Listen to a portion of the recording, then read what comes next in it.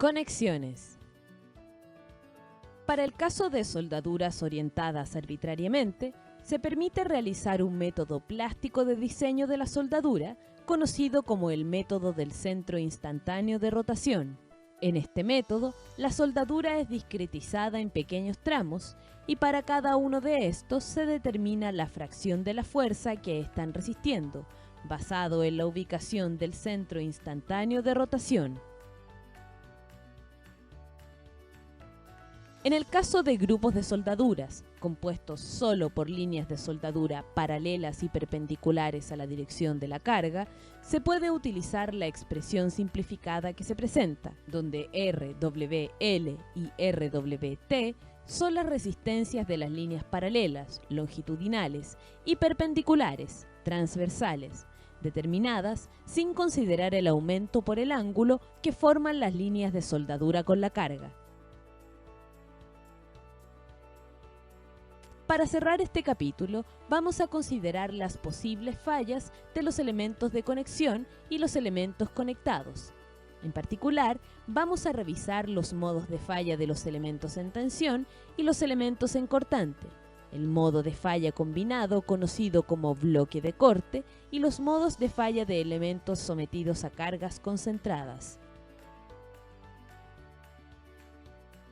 En el caso de elementos en tensión, como la placa de conexión de la figura, es necesario determinar la capacidad de atracción por fluencia de la sección bruta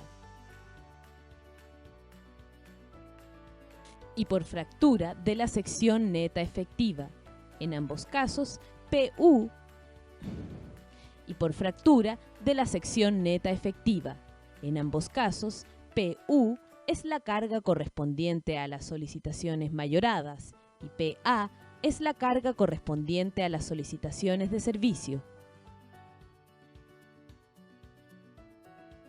Para placas de conexión de un ancho considerable, donde la conexión tiene una longitud finita, ya sea porque son varias líneas de tornillos o de soldadura, la fractura en la sección neta debe evaluarse en la sección al final de la conexión, conocida como sección Whitmore. Esto se debe a que los esfuerzos se traspasan gradualmente a lo largo de la conexión, por lo que el ancho de placa que forma la sección neta va aumentando. La figura muestra cómo determinar esta sección para el caso de uniones atornilladas y soldadas. Similarmente al caso de elementos en tracción, para elementos en cortante, como la placa de cortante mostrada en la figura, es necesario determinar la capacidad a la fluencia en cortante en la sección bruta y la capacidad por fractura en cortante en la sección neta efectiva. Existe un tercer modo de falla, conocido como bloque de cortante, en que la falla se produce por fractura en tracción combinada con fractura o fluencia en cortante. En versiones anteriores de la norma AISC, la expresión para determinar la capacidad por bloque de cortante ha sufrido modificaciones sucesivas, considerando el avance del conocimiento de este modo de falla. En esta última versión, ya no se considera la posibilidad de tener fluencia en tracción combinada con fractura en cortante, debido a que se detectó que este modo de falla nunca dominaba. La figura muestra la respuesta de una conexión entre dos placas utilizando un tornillo pretensado a una tensión inicial V0. Es sencillo demostrar que mientras la carga de tracción no sobrepase el valor de la pretensión inicial, el esfuerzo de tracción en el tornillo no aumenta significativamente. Una vez sobrepasado este nivel, las placas comienzan a separarse y toda la tracción es resistida por el tornillo. Finalmente, vamos a mostrar las disposiciones de diseño para el caso de cargas concentradas. Dependiendo de cómo estén actuando estas cargas, existen varios estados límite aplicables. El primero corresponde al caso de cargas concentradas en el ala de un perfil I, las que pueden causar la plastificación local del ala y la consiguiente falla del elemento. La expresión de la resistencia nominal proviene de un análisis de líneas de fluencia en el ala del perfil, considerando un ancho colaborante de 12 veces el espesor del ala TF. Por esta razón, si la carga está cerca del extremo del miembro, solo se permite utilizar la mitad de la capacidad. Si el perfil es de alma delgada, es posible que se produzca la plastificación local del alma cerca del ala superior, donde se aplica la carga concentrada. Para efectos de la resistencia, se considera una sección crítica al final de la curva de laminación o el filete de soldadura, como se muestra en la figura.